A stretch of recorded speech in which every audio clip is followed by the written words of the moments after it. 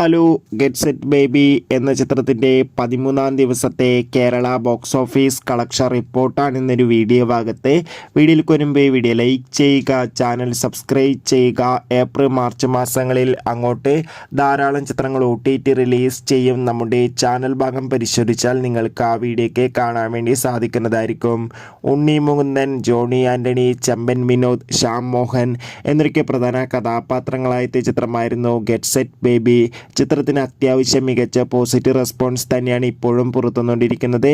അതുകൊണ്ട് തന്നെ എല്ലാ സിനിമാ പ്രേമികളും ഒരേപോലെ ഗെറ്റ് സെറ്റ് ബേബി എന്ന ചിത്രത്തിൻ്റെ കളക്ഷൻ റിപ്പോർട്ട് അറിയാൻ വേണ്ടി കാത്തിരിക്കുകയാണ്.